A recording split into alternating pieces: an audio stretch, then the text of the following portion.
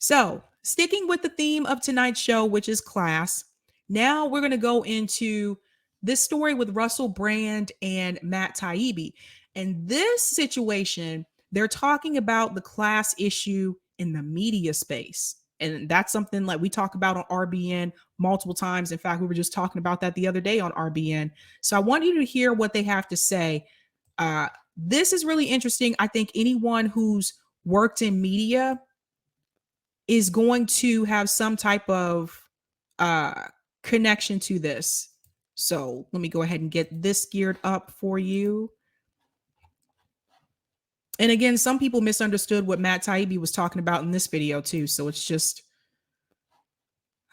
this is why it's good to go to the full clip. So here we go. So this is Russell Brand and Matt Taibbi, and they're talking about the class issue in the media space. A lot of stuff there. One is like, is there just is it the professional class of people don't like sort of when it, sort of working class people, and in the countries we're talking about, the majority of those working people are still like white. You can probably, you can sort of say really just in pure numbers. Is that a significant thing? Has there always been a kind of antipathy?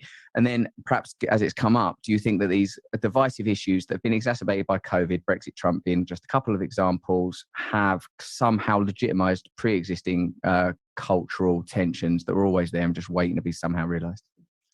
Yeah, absolutely. I think a ton of this has to do with class and sort of natural class antipathy. I mean, just in my business, when my father was coming up in journalism in the 60s and 70s, journalists were not upper class people. It was more like a trade than a profession. Yeah. The people who worked in newspapers, they were more like the sons and daughters of plumbers and electricians. Then they were never Ivy League educated, rich people. And then, a lot of things happened, including like the movie All the President's Men, and it became like a sexy profession for upper class people to go into. But by the time I went into journalism, it was all people like me. It was upper class kids who had gone to good schools and whose attraction to the job was being close to figures in power. They wanted to be kind of behind the rope line. They wanted to have a beer. Yeah, this is true. So I'm glad this conversation came up because, again, I feel like we were talking about this a lot over at RBN, but it is true in media space. Like a lot of times today, a lot of the journalists that you see, they come from wealthy families. I'll give you a couple examples. I was just talking about this over at RBN earlier. Ryan Grimm. Ryan Grimm is wealthy. Like what they're making today, it's nothing like how it used to be. Like some of these people are making millions of dollars, right? So you have people like Ryan Grimm, you have people like Emma Vigilant. By the way, she criticized this video and she completely got this video wrong. I'll show you that after the vid. But these people, like they're coming from these wealthy like families, and it's just not what it used to be. And let's be real, like if you're starting out in journalism, I know at least for me, I studied broadcast journalism in college and undergrad. Even during those internships and when you were starting out, like I was meeting people who were TV station producers. Some of them were making $20,000, $30,000 a year. Like I was in the South, I should say that. If you really wanted to get the bigger roles, you really had to move to the bigger cities. And they're going to get into that in just a second. But he's 100% right here. Like it's totally changed. It's just a lot of this space now is occupied by people who are wealthy, and people who are wealthy tend to have connections. And if you have those connections, it's easier for you to get those jobs in those media spaces like the Today Show or Good Morning America. It's easier for you to get those roles. So people who are coming from families that are often, poor or, working class, they're going to a lot of times have to start at the very bottom, and it's going to be harder for them to move up. They're going to have to move up based on their work alone, unless they can form those relationships while they're in the business. But right out the gate, nah. I'm going to go back in. With Hillary Clinton's aide at night, that was sort of their ambition in life, was to socially hang out with all these people. And they did not have a connection to the ordinary working class person, which journalists once did, because they were those people. Like, that's where they came from. Yeah. And so I saw this very graphically in 2016. I covered Trump's campaign, and we would be going, from place to place. And if you've ever been to a campaign event, the press is usually on a riser in the middle of the hall, and they're kind of roped off, and they look like zoo animals. They're on display in this really uncomfortable way. And everybody inside the press section looks like an upper class nerd. They wear the same smart glasses. They wear the same, corny Urban Outfitters outfits, right? And Trump picked up early in the campaign on the fact that the people in the hall did not like the people on the riser. And he started to, like a comedian, he started to feel out the crowd a little bit. And he would say things like, look at those bloodsuckers, they hate me, they hate you. They want nothing more than for me to lose, blah, blah, blah. And people would turn toward us, they throw stuff at us. And a lot of the people inside the press section couldn't handle it and didn't understand it. And I was saying, what about this doesn't make sense? Of course they hate us. They see us as people who write about them as hicks and losers and idiots, and who are not on their side. And why wouldn't they hate us, right? And this is the fundamental cultural divide in America. It's between upper class, college educated, mostly cosmopolitan city people, and kind of everybody else. And there's the media class in particular it has no idea what people in red states or out there think like, or what they're like, what they care about, what their lives are like, what working 3 jobs to support kids without health insurance. Like, they just don't know. This is spot on. So I want to talk about this for a second. This is 100% true. Having lived in red states and blue states, I know that when I was looking for like those journalist jobs, most of those jobs were concentrated in the blue cities. It was Boston, New York, Los Angeles, San Francisco, Chicago. So a lot of times if you were going into those fields and you wanted those jobs, you really kind of needed to be in those areas to really get the opportunities, right? Matt's right here. Like, a lot of times I can tell you, living here, I live in the Boston area, Massachusetts. There's a lot of elitism. Boston used to be a working class city. I wouldn't call it that today. It's become more of a professional city thanks to the tech industry and the startups that have come here. And so there's a lot of elitism sometimes and classism. And if you have not lived in those red states, in those rural areas, I've noticed like they don't really understand the needs of people that live in those environments, and they see them in such a negative way. They assume that especially if you're down south, they assume that, oh, if you're from South Carolina or Georgia, that you don't know any better, or you're not smart, you're not educated. They make a lot of assumptions, and it's unfortunate because they're not living in those areas where they get to actually interact with those people on a daily basis. So they have these assumptions, and a lot of times these assumptions aren't even true. So I'll give you an example. I've lived in South Carolina, Georgia, North Carolina, Virginia. So I've lived in red states. And I, for one, and Nick talks about this on RBN as well, I, for one, can tell you, when I tell you that you have to learn how to work with people on the right, or people on the right, sometimes to get issues passed and to get things done. When I lived in a red state, guys, I had to work with people on the right. When you live in a place like South Carolina, like, it's a red state, I had to work with people that didn't agree with me on everything. I couldn't just work with people on the left because we were a small part of that bubble, a very small part. So I learned how to work with people that are conservative. And when people make these statements that, like, well, you shouldn't work with people on the right because then you're a part of a red-brown alliance, which I think is ridiculous, by the way, and it's a CIA talking point, and I think people need to stop.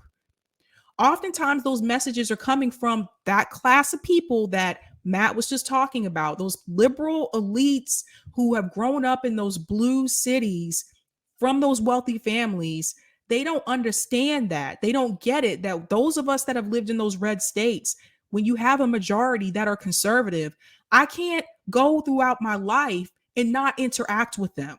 That's not how it works. And I think when you're in a blue bubble, you're in these like little blue coastal elite enclaves, it's easier to do that. Like here in Boston, it's easier for me to not really interact with someone who's conservative if I wish, because I'm in a blue area. A lot of people here are the blue for the most part. There's red pockets, but for the most part, they're blue. But not everybody has that opportunity. If you are in those red states, you have to learn how to work with people who may be conservative.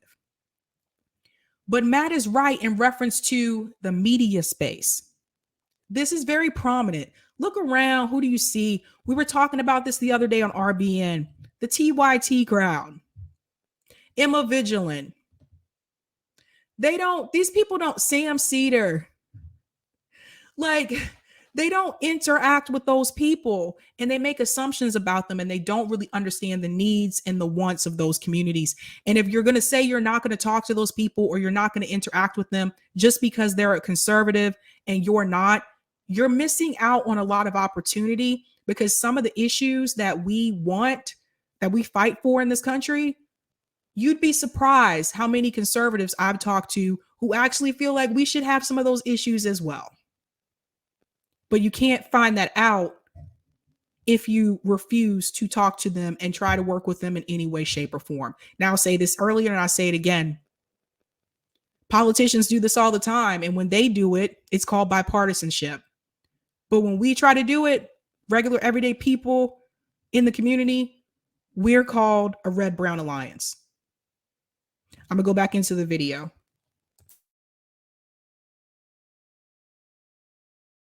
You know, so there's this natural tendency to have all kinds of fantasies about what those people are like, and they're often wrong. Oh, that's a really cool story. And it's difficult, Matt, to not want to ask you a little more, because I'm reminded of that beautiful Rolling Stone article by the late, great Foster Wallace, when he talks, you know, when he's embedded there in the campaign trail with, what's your man, McCann, you know, and he talks about the strata of the sort of surrounding caravan, and like, you know, and how like it's sort of, he's hanging out with the techies that with the film crews, and how he gets a better impression of how stuff's really going down than with the more sort of the policy wonk dudes that are a little bit closer, even though some of them are described as pretty cool, and like the legacy media people that hang in. It's a beautiful, beautiful, some of my favorite bits of his writing. Obviously, I've not read the novels, too hard. Just the journalism. They're too big. They're good as doorstops, actually. Yeah. So like, but when you were sort of in that situation and following Trump, like in retrospect, I was doing videos when Trump was campaigning, like, this guy, he's a joke. This is ridiculous. So I was like, you know, I mean, even though I really sort of like try to wear my heart on my sleeve when it comes to, oh, hey, listen, I'm from a normal background. I'm from like the sort of UK equivalent of New Jersey, Essex. I'm from a normal background in spite of all the fancy looking stuff. And like, you know, I was, you know, dead wrong about the impact that dude was having.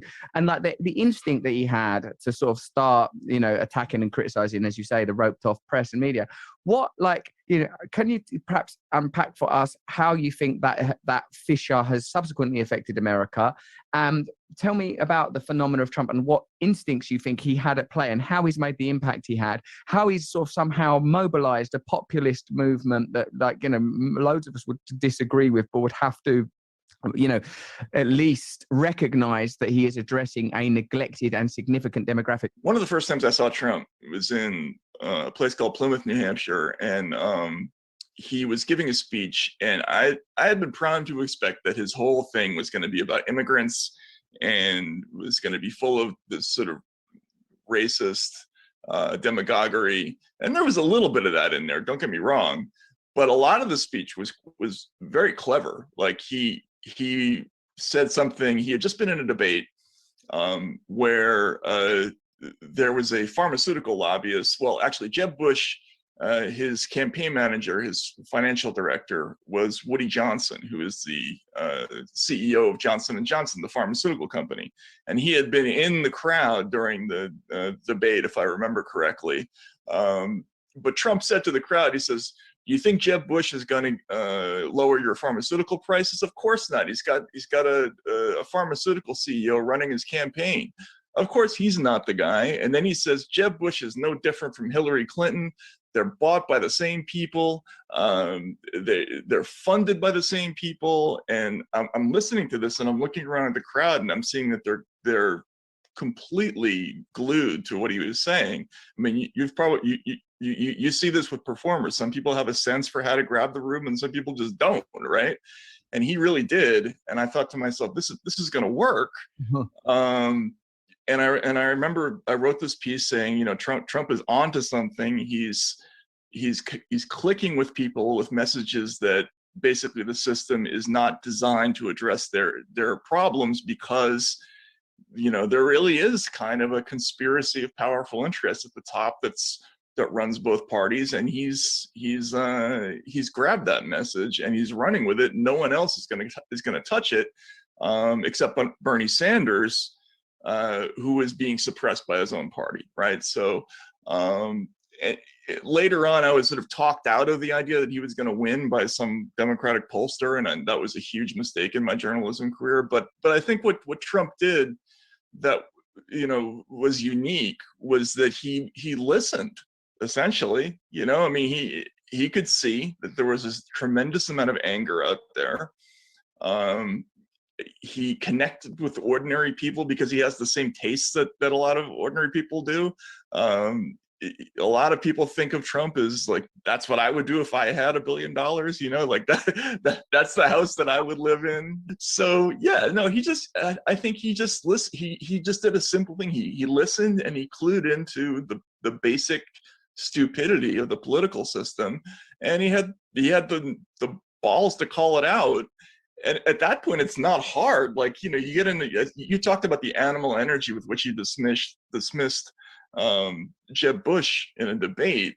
Like, once you have that central truth, all these characters like Marco Rubio and and Bush and Ted Cruz, they become just easy to dispense with. Yeah, well said. That was the one thing I will say about Trump that I think that like Hillary's campaign was not ready for, was the fact that he just basically went out there and talked to the everyday people, something Hillary Clinton didn't want to do. In fact, she called them deplorables. That's that elite coastal thinking I told you guys, but that's an interesting conversation. You can definitely check out the rest of it on YouTube. I want to get to some of the comments here. Oh no, I want to show you this tweet because Emma Vigilance saw a clip from that video and responded to it on Twitter, and she totally got this wrong. Like, so Emma Vigilance said, here's the video here, which I just played this clip for you, but I played a longer version of it. And so Matt Taibbi was saying, this is from Matthew Dimitri, but Matt Taibbi was saying the media class has no idea what people in red states think and like, or what they care about, what their lives are like. You just heard him talk about that, right? She retweeted this and said, making the red state distinction is odd until you realize that it's meant to appeal to right-wing white victimhood. The so-called media class has little understanding of the working class, which includes non-white workers in cities. Class solidarity isn't the agenda here. You guys see what I'm talking about when I say people just take stuff and run with it? I need to make it bigger. Sorry. So there's the tweet there. Making the red state distinction is odd until you realize that it's meant to appeal to right-wing white victimhood. The so-called media class has little understanding of the working class, which includes non-white workers in cities. Class solidarity isn't the agenda here. And I retweeted that. And I said, yeah. A lot of media jobs are in blue states. You totally misunderstood this. What can I say, ladies and gentlemen? What can I say? This is what I was saying about those little clips that people she really just don't get it. She just don't get it. I'm sorry. But Matt Taibbi, he admitted in the video that he came up from wealthy class. I believe he went to school in Concord, Massachusetts, and Concord is a wealthy town here for those who don't know. There's a lot of history in Concord, like the Walden Ponds over there somewhere. I don't remember everything, but Walden Ponds over there. But it's you have to be it's expensive town. Like you have to be wealthy to live there. So he's like talking about it like from his experience, you know. And yeah, and World Pilgrim's right. Emma's in New York, yes, and her family's wealthy. It just, I told you, when it comes to the class issue, they don't want to touch that. They don't want to get on that because they know that we're talking about them. When we start talking about the class issue, they know that means we're pointing fingers at them because they're a part of that class and they do the same thing.